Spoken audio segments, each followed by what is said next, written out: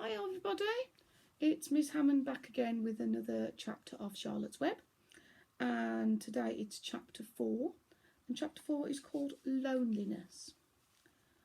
The next day was rainy and dark. Rain fell on the roof of the barn and dripped steadily from the eaves. Rain fell in the barnyard and ran in crooked courses down into the lane where thistles and pigweed grew. Rain spattered against Mrs. Zuckerman's kitchen windows and came gushing out of the downspouts. Rain fell on the backs of the sheep as they grazed in the meadow. When the sheep tired of standing in the rain, they walked slowly up the lane and into the fold. Rain upset Wilbur's plans. Wilbur had planned to go out this day and dig a new hole in his yard. He had other plans too. His plans for the day went something like this. Breakfast at 6:30, skim milk, crusts, middlings, bits of doughnuts, wheat cakes with drops of maple syrup sticking to them, potato skins, leftover custard pudding with raisins and bits of shredded wheat. Breakfast would be finished at 7. From 7 till 8, Wilbur planned to have a talk with Templeton, the rat that lived under his trough. Talking with Templeton was not the most interesting occupation in the world, but it was better than nothing. From 8 till 9, Wilbur planned to take a nap outdoors in the sun. From 9 to 11, he planned to dig a hole or trench and possibly find something good to eat buried in the dirt. From 11 till 12, he planned to stand still and watch flies on the boards, watch bees in the clover and watch swallows in the air. 12 o'clock, lunchtime. Middlings, warm water, apple parings, meat gravy, carrot scrapings, meat scraps, stale hominy and the wrapper off a package of cheese. Lunch would be over at 1. From 1 till 2, Wilbur planned to sleep. From 2 till 3, he planned to scratch itchy places by rubbing against the fence. From 3 till 4, he planned to stand perfectly still and think of what it was like to be alive and to wait for Fern. At 4 would come supper. Skim milk, provender, leftover sandwich from Lurvy's lunchbox, prune skins, a morsel of this, a bit of that, fried potatoes, marmalade drippings, a little more of this, a little more of that, a piece of baked apple, a scrap of upside-down cake. Wilbur had gone to sleep thinking about these plans. He awoke at 6 and saw the rain, and it seemed as though he couldn't bear it. I get everything all beautifully planned out, and it has to go and rain, he said. For a while he stood gloomily indoors. Then he walked to the door and looked out. Drops of rain struck his face. His yard was cold and wet. His trough had an inch of rainwater in it.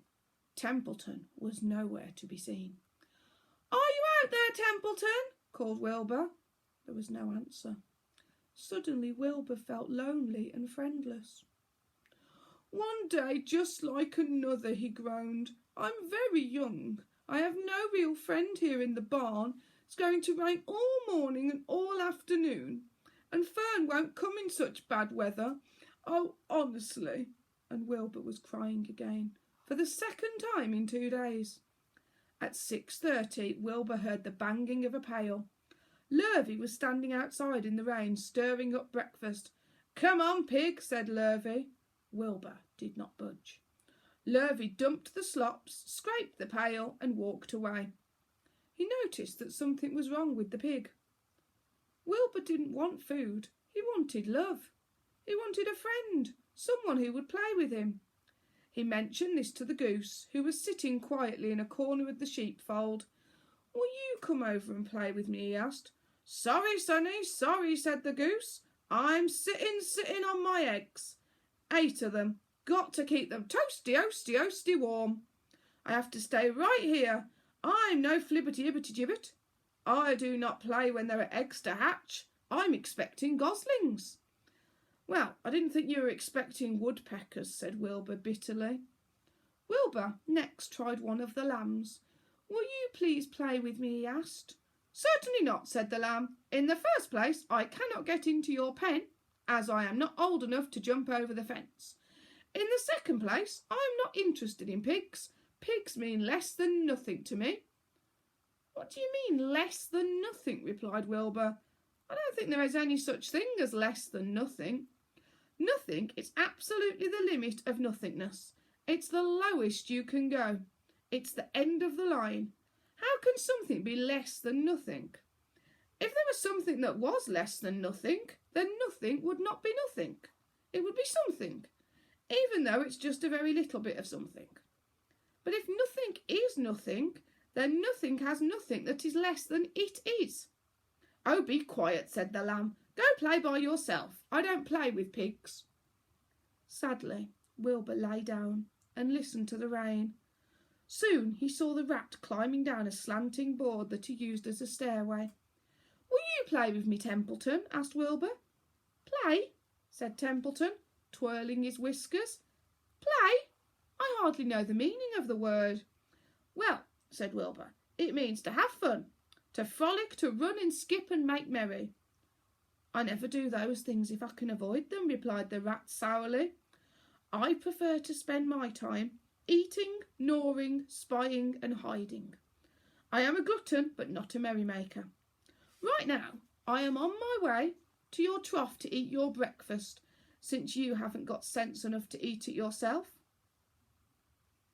You can see there the lamb, who's not wanting to play with Wilbur. There we go. And Templeton the rat crept stealthily along the wall and disappeared into a private tunnel that he had dug between the door and the trough in Wilbur's yard. Templeton was a crafty rat, and he had things pretty much his own way. The tunnel enabled him to get from the barn to his hiding place under the pig trough without coming out into the open. He had tunnels and runways all over Mr. Zuckerman's farm and could get from one place to another without being seen. Usually he slept during the daytime and was abroad only after dark.